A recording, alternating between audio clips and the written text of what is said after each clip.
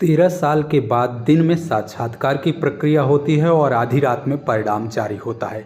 बात टीजीटी 2011 के जीव विज्ञान को लेकर है। जैसा कि आप सभी को पता है, टीजीटी 2011 जीव विज्ञान का जो विज्ञापन 2011 में जारी किया गया था, 2016 में परीक्षा का आयोजन हुआ था और लगभग 2024 में साक्षात्कार होते हुए परिणाम 14 साल के बाद जारी कर दिया गया।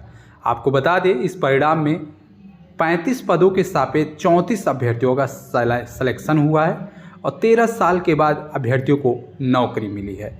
विस्तृत रूप से इस खबर की चर्चा हम इस वीडियो में करेंगे।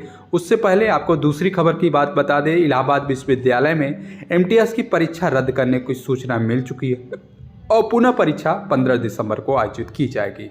इसके अलावा शिक्षा सेवा चयन आयोग के सुस्त चाल होने की वजह से 5 महीने के बाद वेतन मिलने की सूचना मिल रही है। तो 3 प्रमुख अपडेट हैं, इस वीडियो में चर्चा करेंगे। तो आइए जानते हैं। पहली अपडेट है टीजीटी पीजीटी 2011 परीक्षा को लेकर। आप देख सकते हैं समाचार पत्रों के माध्यम से अपडेट है कि 13 साल के बाद दिन में साक्षात्कार की प्रक्रिया होती है और आधी रात में परिणाम घोषित किया जाता है। 13 साल के बाद टीजीटी जीव विज्ञान में प्रतियोगी छात्रों को नौकरी पाने का सुनहरा मौका मिल चुका है। बहुत से ऐसे प्रतियोगी छात्र हैं जिन्होंने जवानी में परीक्षा दिया था, लेकिन कहीं न कहीं अब बुजुर्ग होने की उम्र में बढ़ चुके हैं। शिक्षा सेवा चयन आयोग के गठन होने के बाद 13 वर्ष के पश्चात इंटरव्यू कराया गया और उसी रात साक्षात्कार लेते हुए परिणाम भी घोषित कर दिया गया। इस परिणाम में 34 अभ्यर्थियों का सिलेक्शन हो चुका है।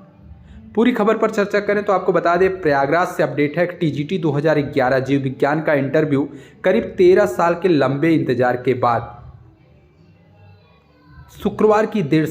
शुक्रवार को सुबह कराया गया और देर शाम परिणाम भी घोषित कर दिया गया। इस परिणाम में 34 अभ्यर्थियों को सफलता मिली है। उत्तर प्रदेश शिक्षा सेवा चयन आयोग ने लिखित परीक्षा में उत्तीर्ण पाए हुए अभ्यर्थियों को शुक्रवार को साक्षात्कार के लिए बुलाया था, जहां पर टीजीटी जीव विज्ञान के 34 पदों को लेकर 2011 में आवेदन मांगे गए थे, लेकिन लंबे इंतजार के बाद 17 जून 2016 को लिखित परीक्षा भी हुई थी।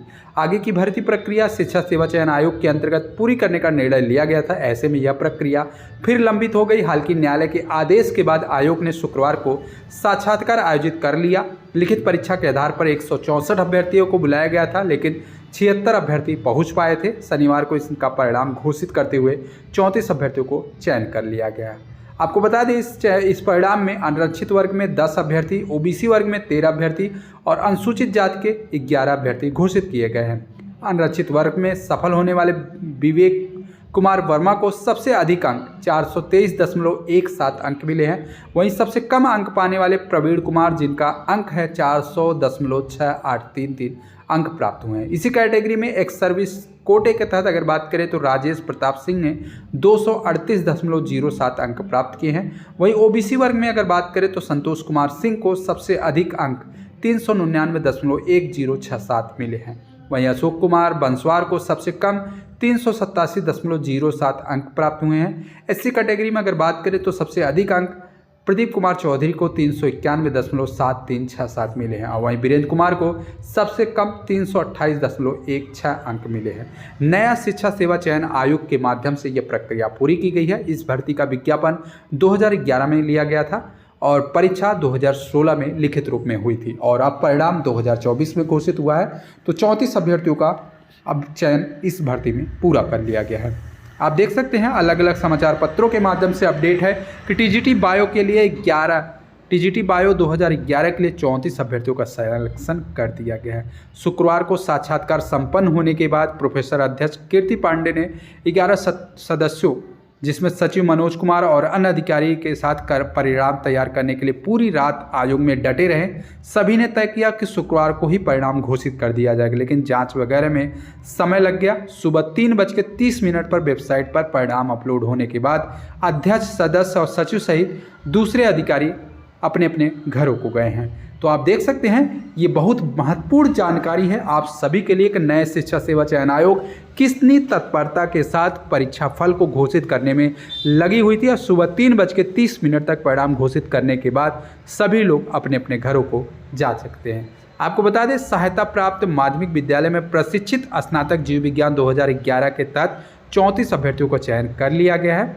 आपको बता दें शुक्रवार शाम 3 बजे साक्षात्कार की प्रक्रिया संपन्न हुई और परिणाम शनिवार की भोर में लगभग 3:30 पर वेबसाइट upscssb.org पर अपलोड भी कर दिया गया। संस्था आवंटन के लिए अलग से लिस्ट जारी करेगी। लिखित परीक्षा में 164 अभ्यर्थी सफल हुए थे। लिखित परीक्षा में 164 अभ्यर्थियों को साक्षात्कार के लिए बुलाया गया था, जिसमें से 76 अभ्यर्थी यानी कि 46.34% अभ्यर्थी पहुंचे हुए थे।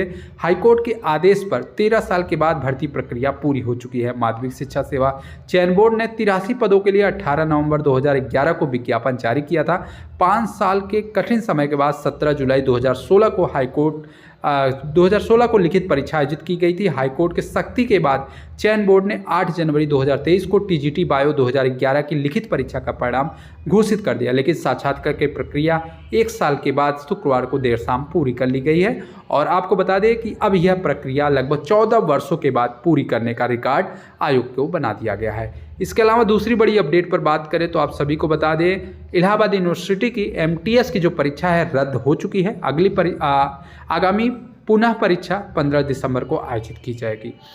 पूरी खबर पर बात करें तो आपको बता दें इलाहाबाद यूनिवर्सिटी ने 29 जून को मल्टीटास्किंग स्टाफ यानी कि MTS पद पर लिखित परीक्षा को रद्द कर दिया। अब इस पद के लिए दोबारा परीक्षा 15 दिसंबर को रविवार को आयोजित की जाएगी। यूनिवर्सिटी ने यह फैसला सिलेबस से बाहर हुए प्रश्नों की वजह से लिया है।